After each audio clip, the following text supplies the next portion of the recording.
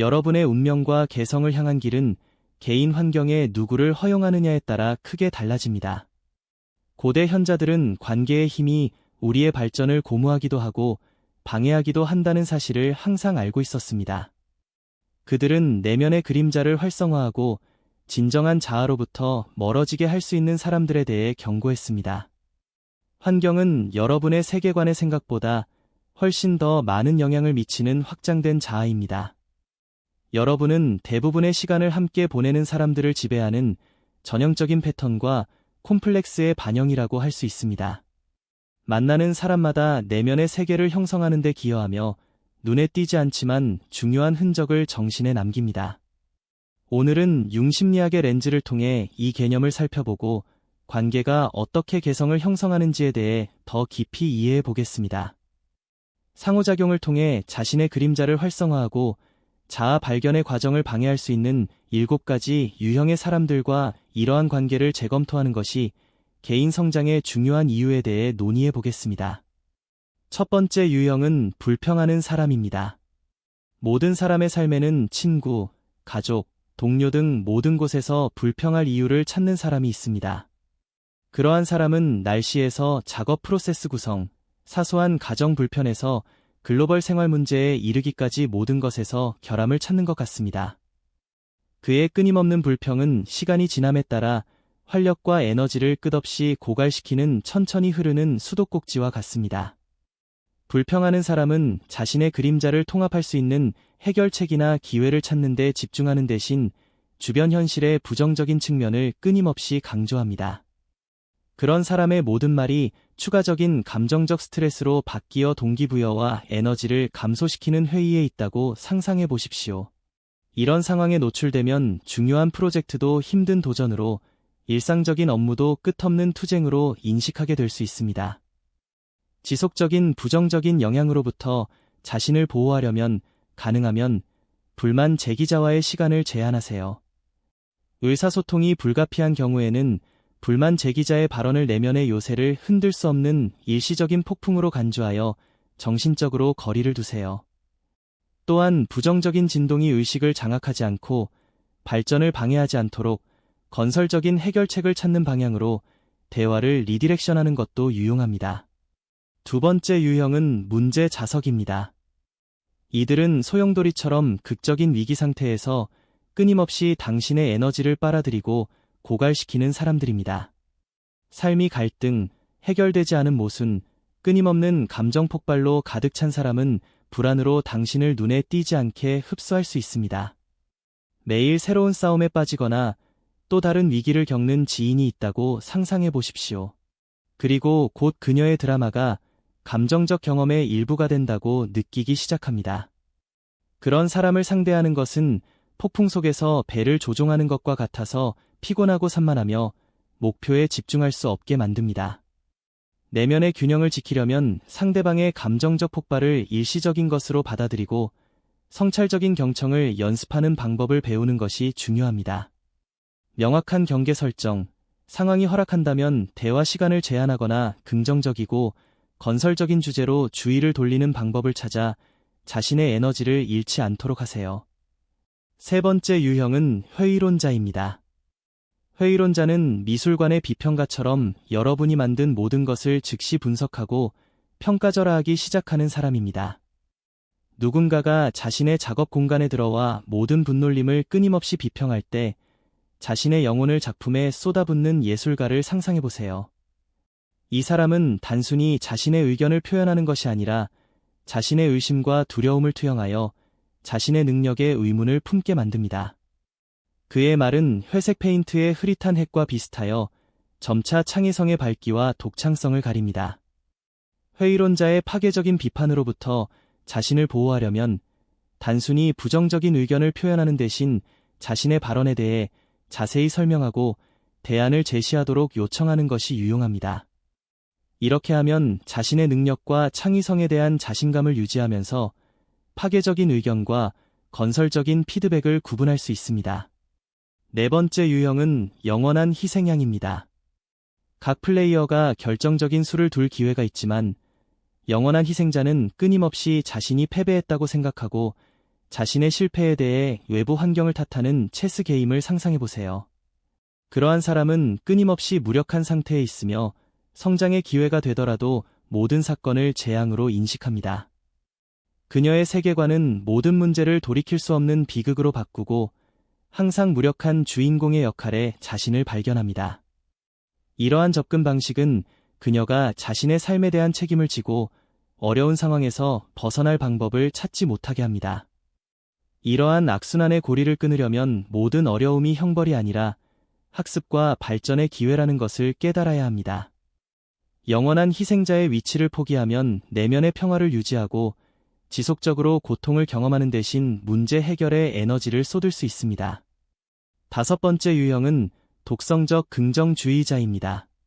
독성 실증주의자는 항상 무지개처럼 빛과 낙관주의를 발산하는 사람이지만 이의 피 아래에는 현실에 대한 부정이 있습니다.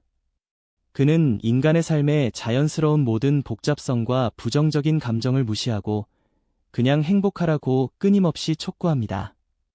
당신의 삶이 아름다운 꽃으로 가득한 정원이지만 잡초도 자라서 불편함과 고통을 가져다주는 곳이라고 상상해보세요. 독성 실증주의자는 잡초의 존재를 인정하지 않고 꽃에만 집중하라고 주장합니다. 상실이나 이별 후와 같이 힘든 시기를 겪고 있을 때 이러한 사람의 조언은 피상적으로 보일 수 있으며 경험의 깊이를 고려하지 않을 수 있습니다.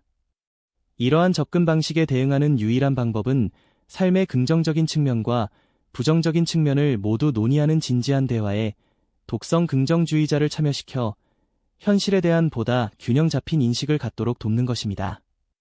6번째 유형은 조작자입니다. 자신의 삶이 줄거리에 대한 명확한 아이디어를 가진 주인공이 주인공인 영화라고 상상해보세요. 그림자 속에서 활동하는 조작자는 자신의 목적에 맞게 대본을 은밀하게 방해하여 대본을 다시 작성합니다. 그의 행동은 언뜻 보기에는 눈에 띄지 않을 수 있지만 시간이 지나면 스토리가 의도한 경로에서 벗어난 것을 알게 될 것이며 더 이상 스토리 전개를 통제할 수 없게 됩니다. 조작자는 아첨, 죄책감 또는 속임수를 사용하여 귀하의 결정에 영향을 미치고 바람직하지 않은 조건을 받아들이도록 강요합니다.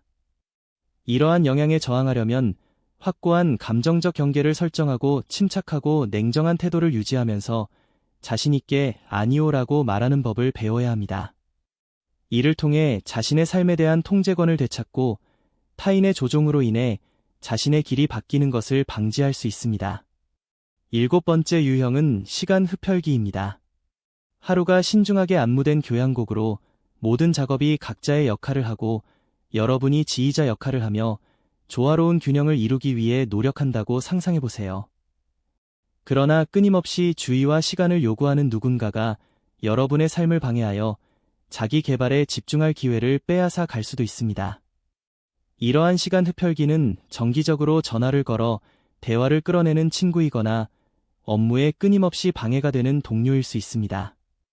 이런 사람들은 시간을 빼앗을 뿐만 아니라 집중력을 방해하여 생산성과 마음의 평화를 해칩니다. 시간 흡혈귀를 상대하려면 사교 활동에 대한 명확한 시간 제한을 설정하고 업무에 전념할 수 있는 시간을 지정해야 합니다. 예를 들어 방해받지 않는 시간을 정하고 긴 대화 대신 짧은 메시지와 같은 대체 커뮤니케이션 방법을 제공하세요. 이렇게 하면 에너지를 절약하고 외부 요인으로 인해 내부의 균형이 깨지는 것을 방지할 수 있습니다. 개인화 여정에 영향을 미치는 다양한 유형의 사람들에 대해 배우는 것 외에도 스스로를 위해 계속 노력하는 것이 중요합니다. 자기 인식, 자기 성찰, 자신의 어두운 면에 대한 수용은 내면의 평화를 지키는 데 도움이 될 뿐만 아니라 진정한 잠재력을 발휘하는 데도 도움이 되는 개인적 성장의 핵심 요소입니다.